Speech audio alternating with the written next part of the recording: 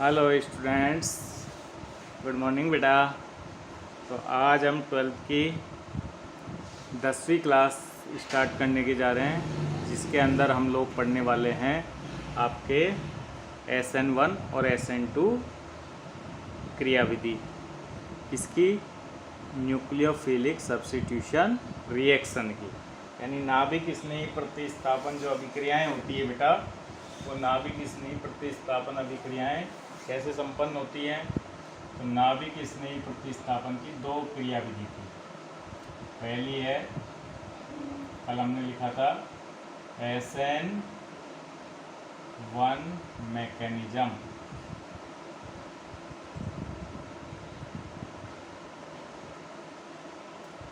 SN1 mechanism में क्या है, तो इसके लिए SN1 जो क्रियाविधि होती है उसमें एल्किल हैलाइड का जो क्रियाशीलता का क्रम होता है, पहले हम देखें।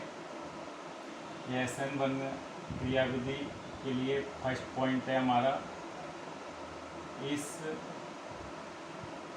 क्रियाविधि में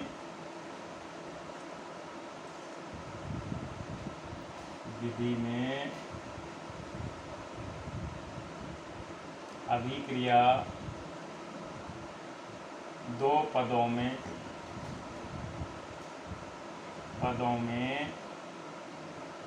संपन्न होती है।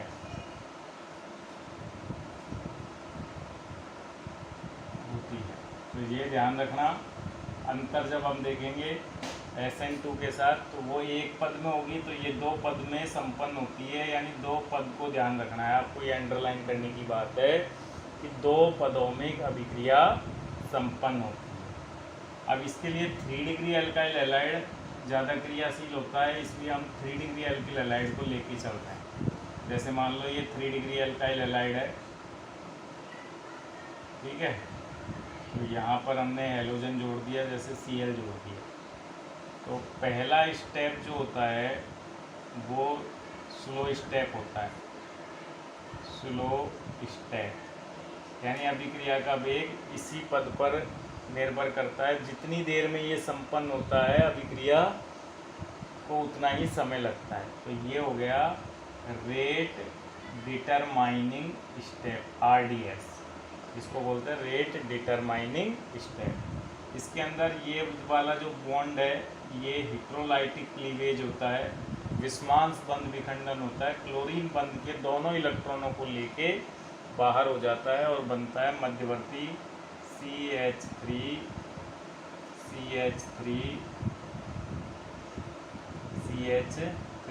और ये कार्ब कीटायन मध्यवर्ती बन जाता है, और Br यहाँ Cl माइनस यहाँ से लीव कर जाता है, यानी निकल जाता है, मध्यवर्ती बनता है। मध्यवर्ती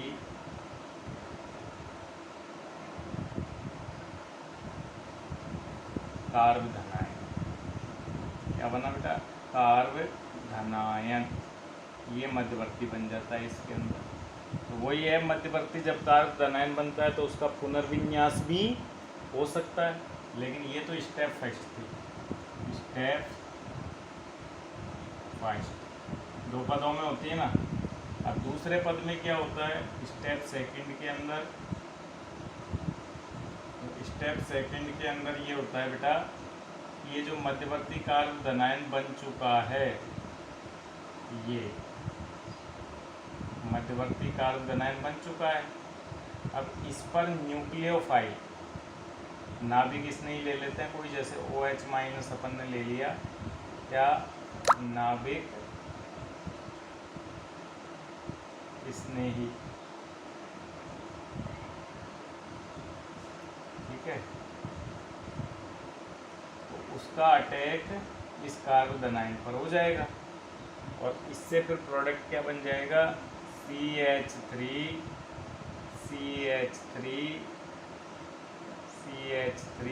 और इससे जाके ये बाइंड हो जाएगा OH, तो एल्कोहल यहाँ मुख्य उत्पाद बन गया, एल्कोहल, ठीक है। तो ये दो पदों में Cl रिप्लेस हुआ है, किससे, दो पदों में Cl का रिप्लेसमेंट हुआ है OH के द्वारा, इसलिए इस रिएक्शन का नाम हो गया नाभिक स्नेही प्रतिस्थापन अभिक्रिया, क्योंकि इसने Cl को OH ने रिप्लेस कर दिया। तो ये क्रिया विधि के 2 स्टेप्स हैं, आप इनको उतार लीजिए। अब हम कंपैरिजन के लिए कुछ पॉइंट्स बना लेते हैं कि एक पॉइंट तो ये हो ही गया। फर्स्ट पॉइंट क्या, यह अभिक्रिया 2 पदों में संपन्न होती है। एक पद, अब आप देखो अभिक्रिया का जो वेग है वो केवल एल्किल हैलाइड पर निर्भर कर रहा है। फास्ट स्टेप है ये फास्ट होती है। तो फास्ट स्टेप में नाभिक इसने ही भाग ले रहा है। तो अगर यही दर निर्धारक पद है ना, इसलिए हम यूँ कह सकते हैं इस अभिक्रिया में एक दूसरा पॉइंट और बना लेते हैं। ये मिटा दूँ, उतार लिया होगा आपने, नहीं उतारा तो वीडियो को पॉज करके आप इसको पहले उतार लेना, फिर हम पॉइंट बना लेते हैं। तो दूसरा पॉइंट है अभिक्रिया का वेग, अभिक्रिया का वेग केवल एल्किल हैलाइड की सांद्रता पर निर्भर करता है।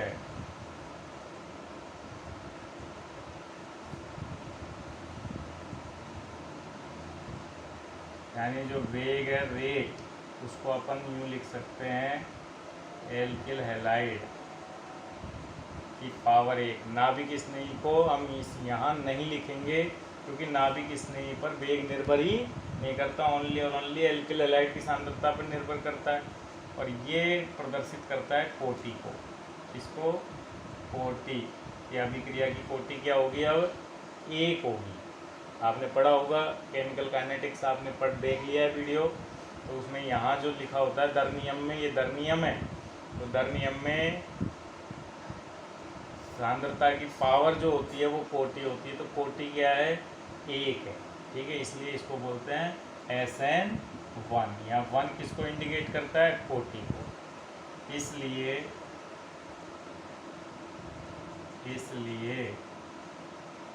अभिक्रिया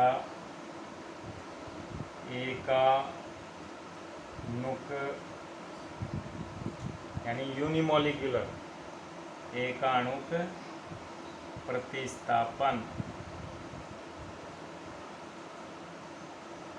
जिसको SN1 बोलते हैं, SN1 कहलाती है।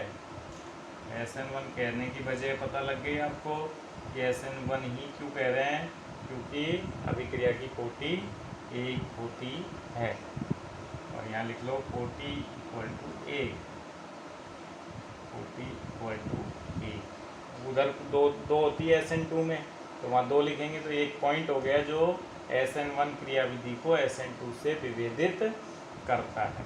चलिए तीसरा पॉइंट और हम लिख लेते हैं। इस पॉइंट को लिखने के बाद तीसरा पॉइंट क्या है बेटा, कि इसमें मध्यवर्ती क्या देखा था आपने, क्या बनाया मध्यवर्ती, कार्बधनायन।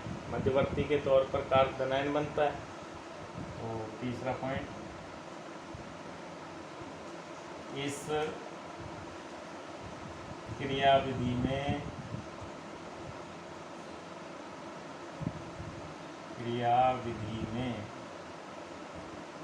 मध्यवर्ती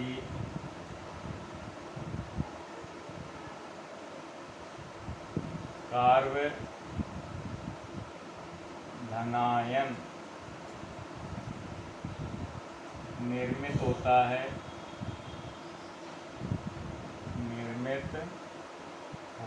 है, जिसमें कार्बन की संकरित अवस्था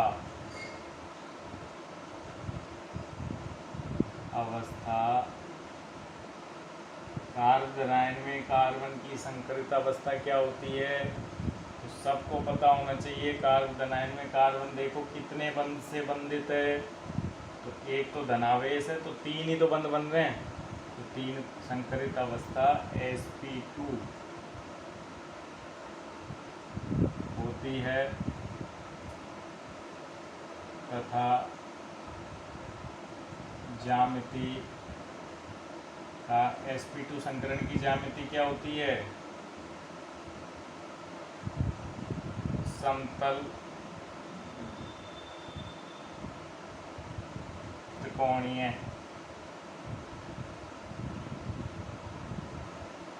समतल त्रिकोणीय होती है, यानी कारक धनायन समतल त्रिकोणीय ज्यामिति रखता है। इसी पर फिर नाभिक स्नेही का आक्रमण होगा कारक धनायन पर समतल पे, ठीक है। तो वो अगला पॉइंट है। चौथा पॉइंट और लिख लेते हैं।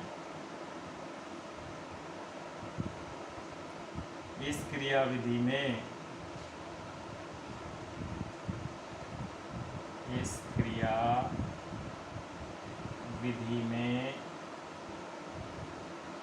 मध्यवर्ती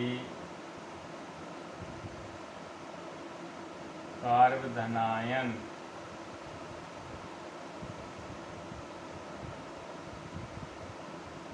पुनर्विन्यास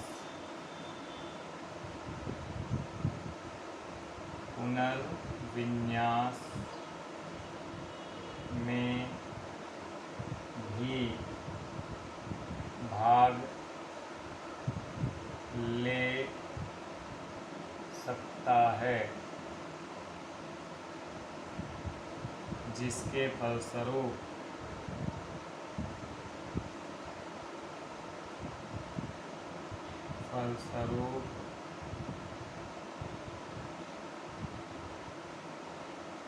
पुनर्विन्यासित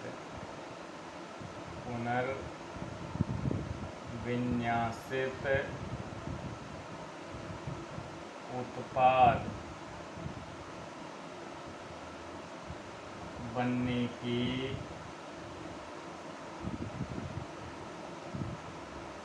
संभावना भी रहती है। ये वाला पॉइंट आपको कैसे क्लियर करना है, तो इसको भी हम समझा देते हैं कि ये पॉइंट को एक एग्जाम्पल से समझते हैं। बेटा क्या है पॉइंट, एक बार रीड कर कीजिए पॉइंट को, कि भाई कारक धनायन बनता है। अभी जो हमने एग्जाम्पल लिया था उसमें 3 डिग्री कारक धनायन ही बना था। मान लो अभिक्रिया में पहले 3 डिग्री कारक धनायन नहीं बने, जैसे ये है CH3 CH3 और CH2 और इससे जुड़ा है CH, ठीक है। अब पहले स्लो स्टेप में तो क्या होगा, स्टेप फर्स्ट स्लो स्टेप होता है, तो स्लो स्टेप में बेटा सबसे पहले रेट डिटरमाइनिंग स्टेप में Cl निकलेगा, तो Cl निकलेगा तो कारक धनायन बनेगा ही बनेगा। अब देखो ध्यान से देखना कि इसके अंदर कारक धनायन आया है किसके ऊपर, इस CH2 के ऊपर आया है, और यहाँ पर H है, ये वाला H मैंने इधर कर दिया। तो ये कारक धनायन 1 डिग्री है। कैसे कार्बन के ऊपर है, 1 डिग्री, 1 डिग्री कारक धनायन है कि नहीं, जो कि होता है लेस स्टेबल।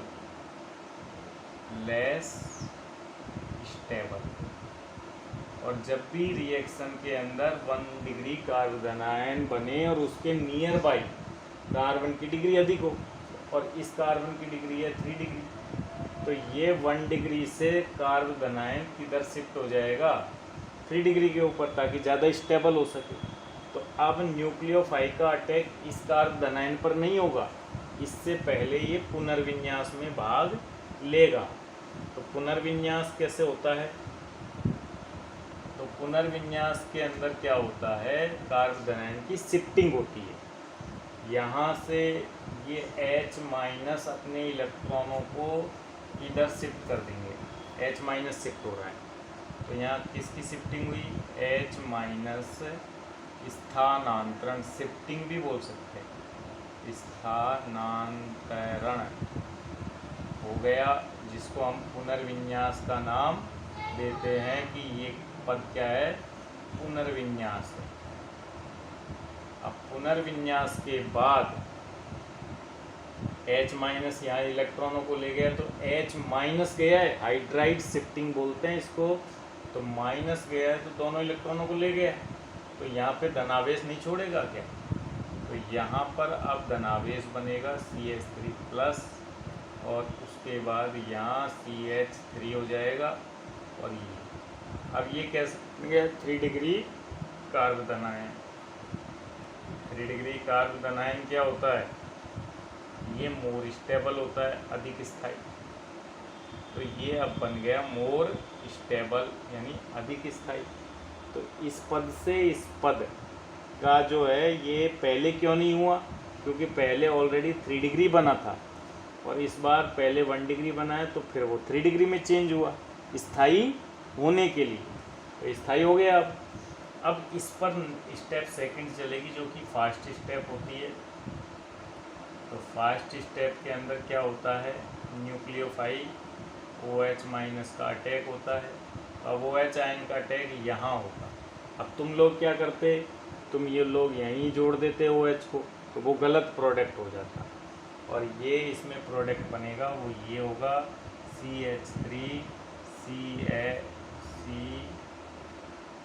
CH3 CH3 और OH यहाँ जुड़ेगा, तो Cl तो यहाँ से निकला है, लेकिन OH यहाँ से जो यहाँ जुड़ा है, इसलिए इसको बोलते हैं पुनर्विन्यासित उत्पाद, पुनर्विन्यासित उत्पाद। और ये अभिक्रिया कहलाती है रीजियो सेलेक्टिव अभिक्रिया।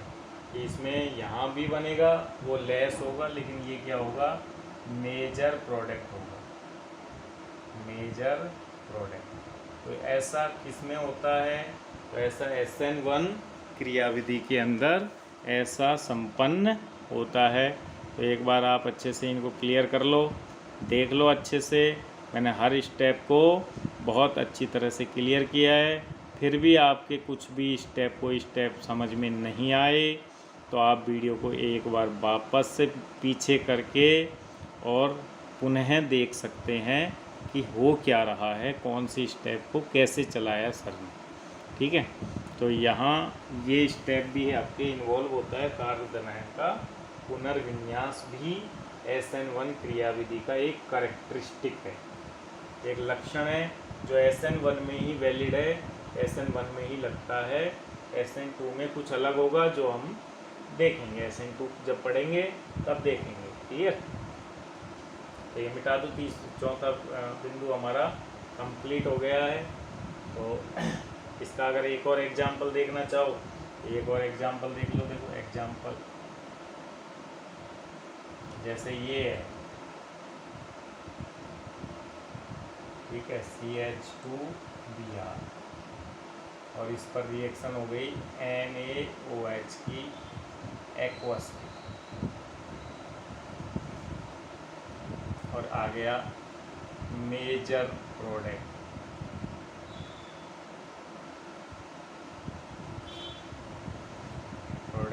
क्या होगा ये पूछ लिया इसमें।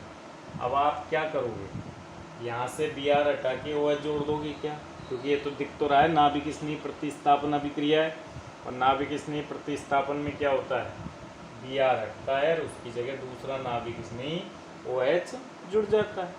तो अगर अब हमको पता लग गया SN1 क्रियाविधि चलानी है, तो अब SN1 से मेजर प्रोडक्ट क्या बनेगा, तो सबसे पहले देखो इसमें Br हटेगा, सबसे पहले Br को माइनस कर दो, Br को हटा दो, तो Br हटते ही क्या बनेगा, तो Br हटते ही बेटा ये CH2 के ऊपर प्लस आएगा, और ये तो 1 डिग्री है, तो ये है 1 डिग्री कार्बोकेटायन।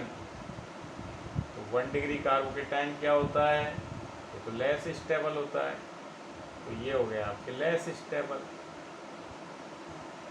1 डिग्री कार्बोकेटाइन क्या हो गया है, लेस स्टेबल कार्बोकेटाइन है। तो ये तो बन नहीं सकता।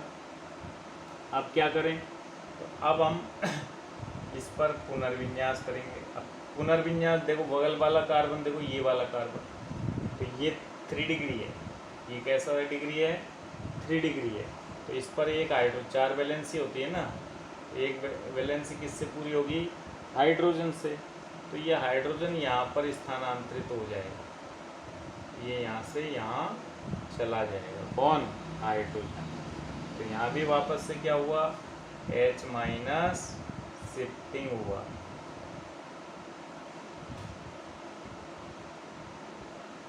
H माइनस शिफ्टिंग हो गया। तो H माइनस शिफ्टिंग होने के बाद अब धनावेश किसके ऊपर आएगा, तो बेटा अब धनावेश आने वाला है इस कार्बन के ऊपर, ठीक है। यहाँ धनावेश आ गया और ये हो गया CH3। समझ में आई बात। अब इस पर हम अगर OH का अटैक करते हैं, जो नाभिक इस नहीं है ना OH, इस OH का अटैक अब इस पे करते हैं, तो प्रोडक्ट क्या बनेगा फिर, तो प्रोडक्ट इज CH3 और OH। ये मेजर प्रोडक्ट हो गया है, क्लियर। तो ये मेजर प्रोडक्ट समझ में आ गया आपके। तो यहाँ अगर हम ये वाला प्रोडक्ट बनाते हैं कि जहाँ से Br हटे वहीं OH को जोड़ दें, तो ये नहीं बनेगा और ये बनेगा। ये किससे समझ में आया, जब हमको चौथे पॉइंट की SN1 क्रियाविधि में नॉलेज है कि भाई कार्बधनायन पुनर्विन्यास में भी भाग ले सकता है, तब ये वाला पॉइंट आपकी क्लियर हो जाएगा। समझ गए। तो मैंने एक और एग्जाम्पल से ये बात क्लियर कर दी। ऐसा SN1 क्रियाविधि में होता है। अब चौथे के बाद अब है पांचवा पॉइंट, SN1 क्रियाविधि का पांचवा पॉइंट है। तो क्या पॉइंट है वो, उसको हम डिस्कस कर लेते हैं।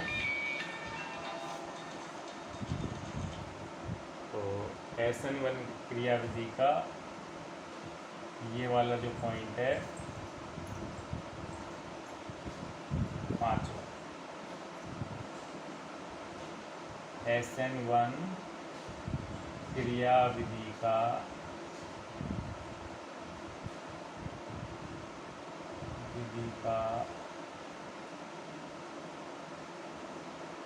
त्रिविम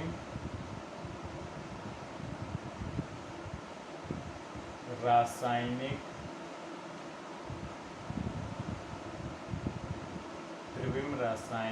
पहलू।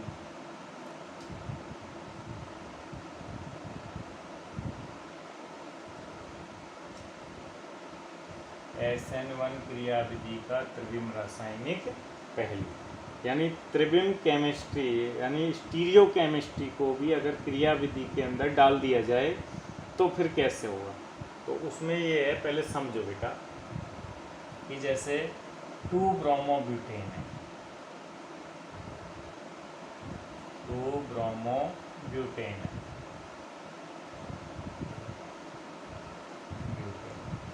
अब देखो 2 ब्रोमोब्यूटेन में 2 पे ब्रोमोल लगा हुआ है।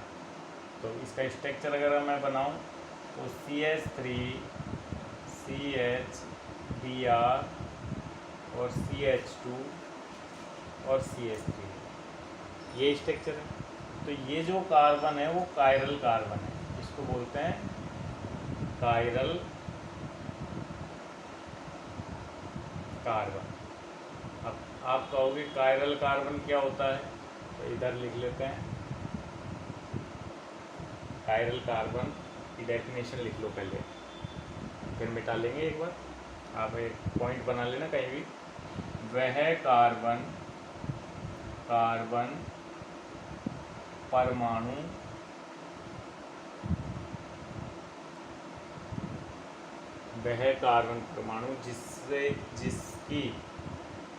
जिसकी चारों चारों संयोजकता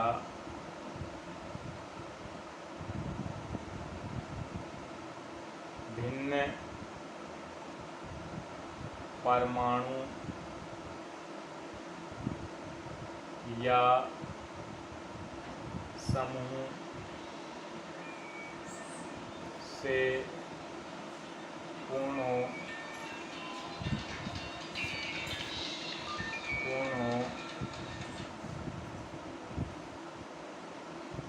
कायरल कार्बन कहलाता है।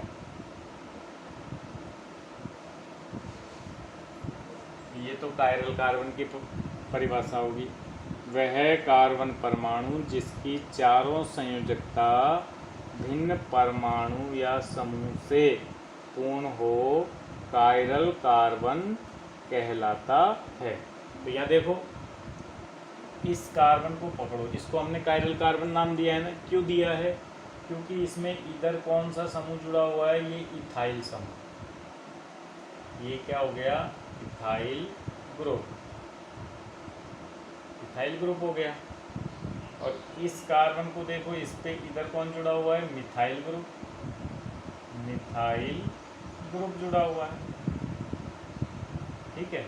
और ये कौन जुड़ा हुआ है? ये ब्रोमो, अलग है ही ग्रुप। और एक हाइड्रोजन जुड़ा हुआ है, ये हाइड्रोजन हो गया। ये क्या हो गया? हाइड्रोजन। तो यानी चारों ही क्या हो गए? चारों ही इथाइल, मिथाइल, ब्रोमो और हाइड्रोजन, चारों ही क्या हो गए? भिन्न भिन्न समूह हो गए ना। तो जिससे चारों भिन्न परमाणु या समूह जुड़े से पूर्ण हो कायरल कार्बन हो गया। तो ये कायरल कार्बन हो गया। कायरल कार्बन युक्त यौगिक कायरल अणु होते हैं। ये ध्यान रखना, कायरल कार्बन युक्त अणु क्या होते हैं? कायरल अणु होते हैं और ध्रुवण गुणकता प्रदर्शित करते हैं। तो ये एक जानकारी ये भी लिख लो आप। इसको मैं एक बार के लिए मिटा देता हूँ। ये जानकारी लिखने के लिए ये उतार लिया आपने। इसको कहीं भी आप इस क्रियाविधि को समझने के लिए पहले हमको कायरलता को समझना है। तो कायरल ये वैसे एक चैप्टर है अपना, पूरा उसमें आएगा, 17वां चैप्टर है। कायरल परमाणु युक्त एक कायरल परमाणु युक्त अणु कायरल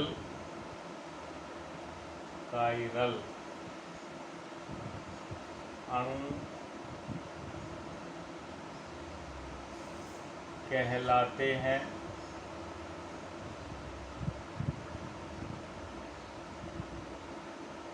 तथा यह ध्रुवण घूर्णकता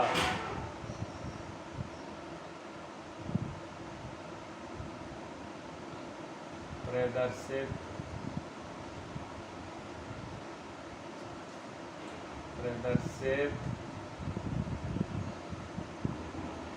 करते हैं।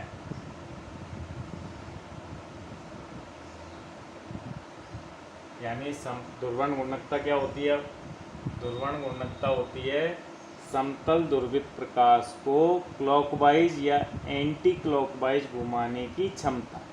तो वे यौगिक जो समतल ध्रुवित प्रकाश को क्लॉकवाइज घुमाते हैं उनको डी या दक्षिण ध्रुवण गुणक कहते हैं, तथा वे यौगिक जो समतल ध्रुवित प्रकाश के तल को एंटी क्लॉकवाइज घुमाते हैं, घड़ी के विपरीत दिशा में घुमाते हैं, उनको वाम ध्रुवण गुणक यौगिक कहते हैं। तो ध्रुवण गुणकता के लिए कायरल परमाणु होना जरूरी है। अब हम देखें कि 2-ब्रोमोब्यूटेन एक क्या हो गया? ध्रुवण गुणक हो गया। ध्रुवण गुणक एल्किल हैलाइड हो गया। तो जब, तो यहाँ से लिख लेते हैं, जब अब ये बात अब शुरू हो रही है। जब ध्रुवण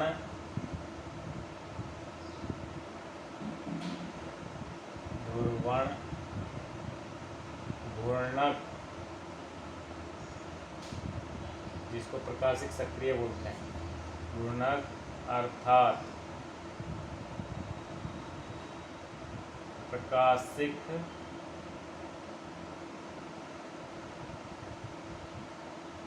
सक्रिय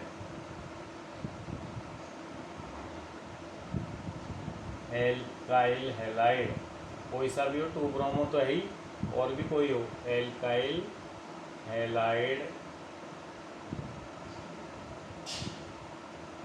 की क्रिया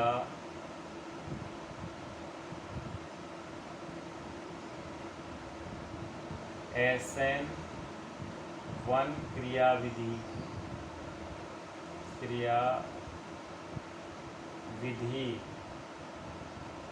से की जाती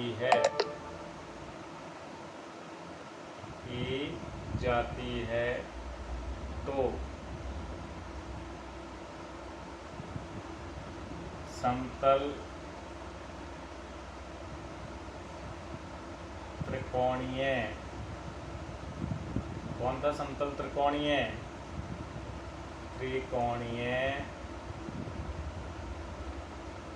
मध्यवर्ती कार्य धनायन पर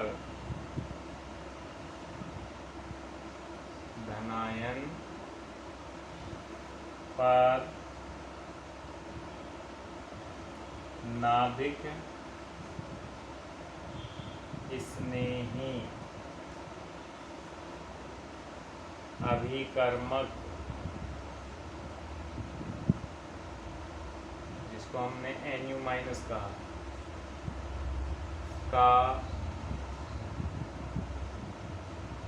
आक्रमण दोनों तरफ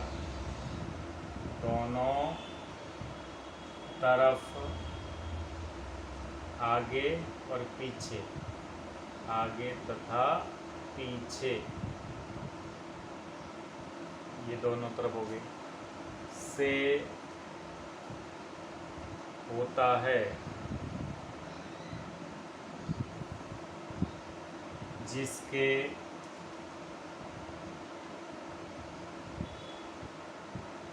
फलस्वरूप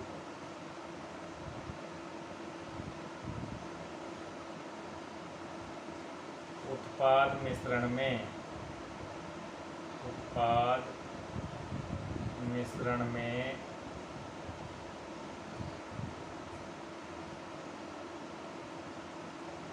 दक्षिण ध्रुव को बोलते हैं डी या प्लस डी तथा एल, दक्षिण वाम ध्रुवण घूर्णक को माइनस भी बोलते हैं, एल समावयव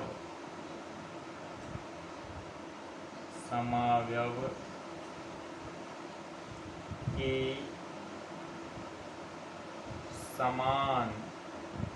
एक समान मात्रा निर्मित होती है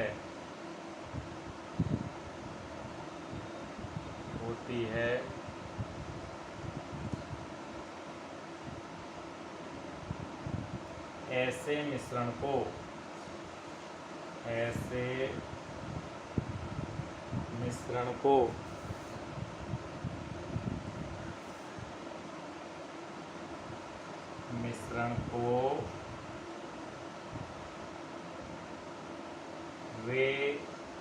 रेसेमिक मिश्रण कहते हैं। ठीक है, तो ये इसको एक बार नोट डाउन कीजिए पोज करके और समझते हैं ये बातें हमने क्या क्या लिखी हैं। तो बातों को समझने के लिए पहले आपको इसको अच्छे से रीड करना है एक बार कि ये मैंने क्या लिख दिया। कि पहले मैंने कहा कि जब ध्रुवण घूर्णक अर्थात प्रकाशिक सक्रिय जिसमें कायरल कार्बन हो, जैसे 2-ब्रोमोब्यूटेन, तो क्रिया SN1 क्रिया विधि से की जाती है। तो मध्यवर्ती जो बनता है वो समतल होता है, तो उस पर नाभिक इसमें समतल पर इधर से भी, ये सब बोर्ड का जो प्लेन है वो समतल है, तो इस पर कोई चीज़ आगे से भी टकरा सकती है और पीछे से भी टकरा सकती है, क्योंकि समतल है ना। तो आगे से टकराएगी तो अलग विन्यास वाला उत्पाद बनेगा, और पीछे से टकराएगी तो अलग विन्यास, तो D भी बनता है और L भी बनता है।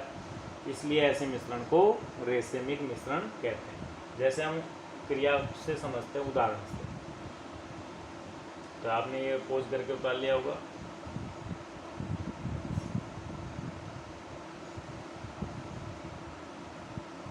तो उदाहरण से समझते हैं, उदाहरण।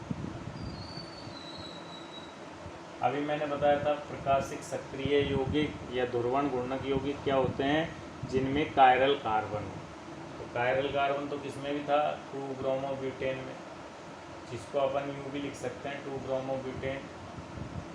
तो देखो ये है, इसमें एक तो इथाइल जुड़ा हुआ था, तो इथाइल को ET बोल देता हूँ।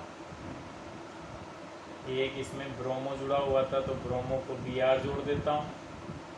और 2 ग्रुप, एक अब अपन जानते हैं ये 4 संयोजकता होती है, तो 2 तो कागज़ के तल में लिख दी और एक कागज़ के तल से बाहर आएगी, तो एक कागज़ के तल से पीछे भी जाएगी, तो ये दूसरी तीसरी संयोजकता ये है।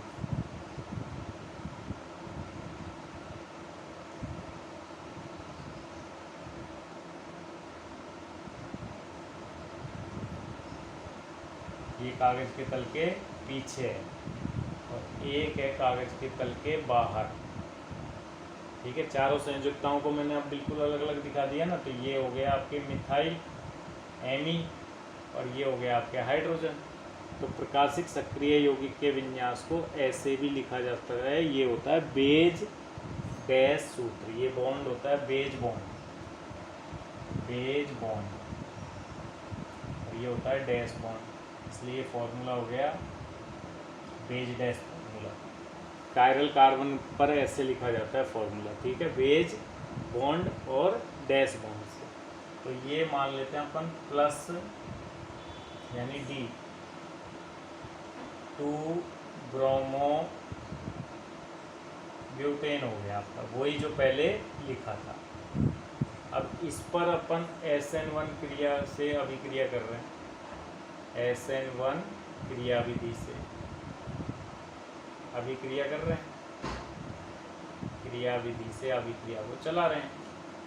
तो SN1 से में सबसे पहले तो अपन जानते हैं Br हटेगा, फास्ट स्टेप होती है कि नहीं, ये फास्ट, तो Br हटेगा, और जैसे ही Br हटेगा कार्ब धनायन बनेगा। अब कार्ब धनायन के अंदर वो तो किरेल थोड़ी रहेगा, तो उसके अंदर अपन जानते हैं कि एक तो ET जुड़ा हुआ है, एक Me जुड़ा हुआ है और एक H जुड़ा हुआ है।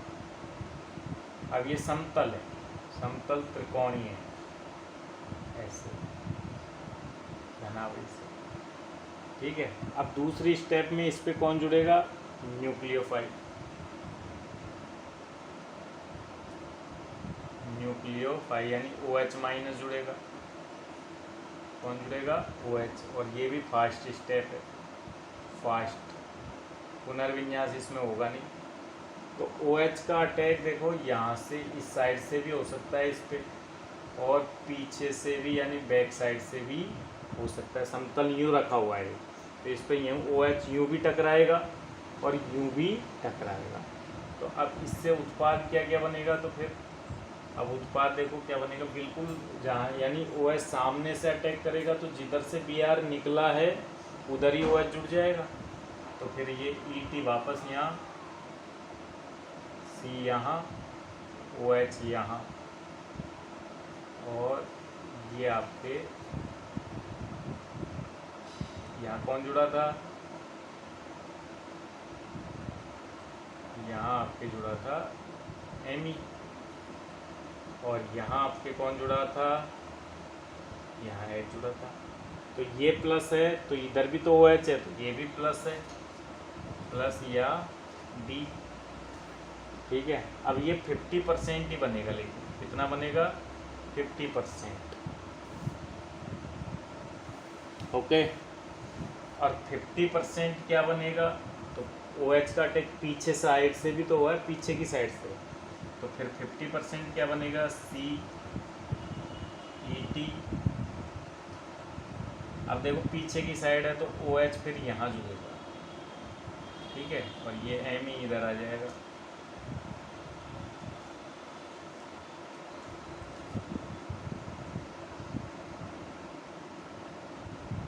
M ही, और ये H यहाँ आएगा। तो ये कॉन्फ़िगरेशन इस कॉन्फ़िगरेशन के क्या है? इस विन्यास के बिल्कुल विपरीत है, इसलिए इसको माइनस बोलो या L बोलो। ये भी कितना बनेगा? 50% बनेगा।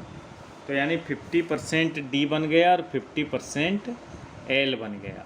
तो दोनों की समान मात्रा बनी ना, 50-50। तो ऐसे मिश्रण को हम बोलते हैं रेसेमिक मिश्रण। तो ये क्या है? पूरा यहाँ से यहाँ तक का दोनों रेसेमिक मिश्रण।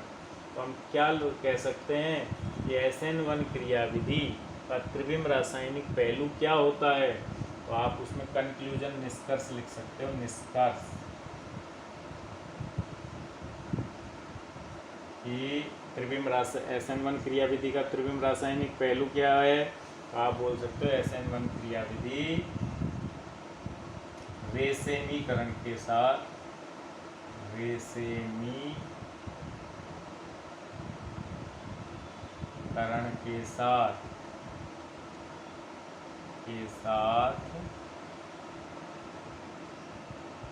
संपन्न होती है। यानी इसमें रेसेमिक मिश्रण उत्पाद के रूप में प्राप्त होता है, लेकिन कब? जब एल्किल हैलाइड कायरल परमाणु रखता हो। एल्किल हैलाइड में कायरल परमाणु अगर होगा तो फिर उत्पाद DV बनेगा और LV बनेगा, एक अकेला नहीं बनेगा, क्योंकि इसमें दोनों तरफ से नाभिक स्नेही का अटैक होता है। तो ये हमने 5 पॉइंट बेटा यहाँ क्लियर किए हैं आज की क्लास के अंदर। अभी SN1 क्रियाविधि और चलने वाली है, तब तक के लिए आप इसको देखते रहिए।